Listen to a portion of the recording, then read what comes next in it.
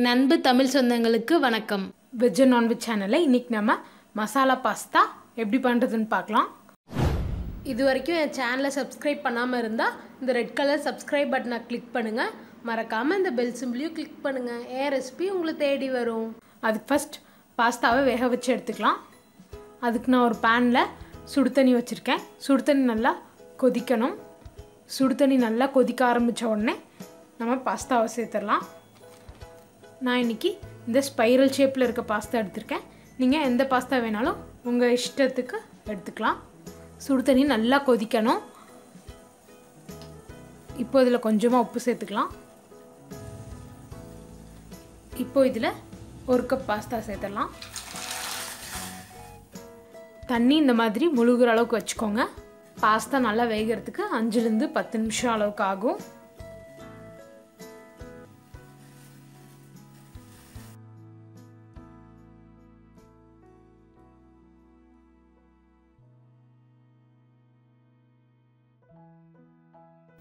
Pasta போட்டதுக்கப்புறம் medium ஃப்ளேமுக்கு வச்சுக்கோங்க, இல்லைனா தண்ணி பொங்கி மேலே வரும். இப்போ 8 நிமிஷம் போல் ஆயிடுச்சு. பாஸ்தா நல்லா வெந்துருச்சு. பாஸ்தாவை எடுத்து இப்படி கட் பண்ணி பார்த்தீங்கன்னா பாருங்கள், சூப்பராக ரெண்டுமே தனித்தனியாக கட் ஆகிடுச்சு. கத்தியோ அல்லது ஒரு ஸ்பூனோ வச்சு கட் பண்ணி பார்த்தீங்கன்னா அப்படி தனித்தனியாக வந்துருச்சுன்னா பாஸ்தா வெந்துருச்சுன்னு அர்த்தம். இப்போ அடுப்பை ஆஃப் பண்ணிடலாம். இப்போது தண்ணியை வடிகட்டிட்டு பச்சை தண்ணியில் ஒரு வாட்டி அலசி எடுத்துக்கலாம். பேன் வச்சு அதில் 1 டேபிள் ஸ்பூன் அளவுக்கு எண்ணெய் ஊற்றிருக்கேன். எண்ணெய் சூடாயிடுச்சு. அதில் 1/2 டீஸ்பூன் அளவுக்கு இஞ்சி பூண்டு விழுது சேர்த்துக்கலாம். இஞ்சி பூண்டு விழுது இல்லாதவங்க இஞ்சியும் பூண்டையும் சின்ன சின்னதாக கட் பண்ணியும் சேர்த்துக்கலாம்.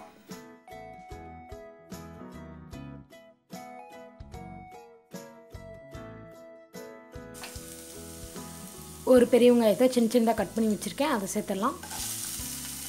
வெங்காயத்தை பச்சை வாசனை போகிற வரைக்கும் வதக்கிக்கலாம். வெங்காயத்தோட பச்சை வாசனை போயிடுச்சு. இப்போ அதில் ஒரு கேரட்டை இந்த மாதிரி குட்டி குட்டியாக கட் பண்ணி வச்சுருக்கேன், அதை சேர்த்துடலாம்.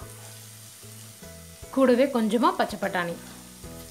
காயை எண்ணெயிலேயே ஒரு 2 நிமிஷம் நல்லா வதக்கிக்கலாம்.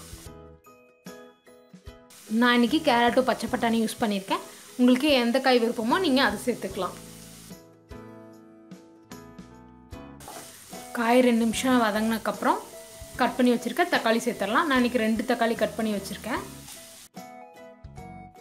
கூடவே தேவையான அளவுக்கு உப்பு.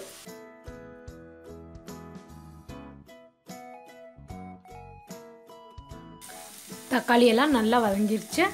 இப்போ இதில் காரத்துக்காக 1/2 டீஸ்பூன் அளவுக்கு மிளகாய்த்தூள் சேர்க்குறேன். உங்களுக்கு மிளகாய்த்தூள் சேர்க்க விருப்பம் இல்லைன்னா சில்லி சாஸ் இருந்தால் நீங்கள் சில்லி சாஸும் சேர்த்துக்கலாம். 1/2 டீஸ்பூன் அளவுக்கு கரம் மசாலா. இது கூடவே 2 டேபிள் ஸ்பூன் அளவுக்கு டொமேட்டோ கெச்சப் எடுத்திருக்கேன், அதையும் சேர்த்துக்கலாம். கெச்சப் சேர்க்க விருப்பம் இல்லாதவங்க அப்படியேவும் செஞ்சுக்கலாம். இது ஒரு வாட்டி மிக்ஸ் பண்ணிடலாம்.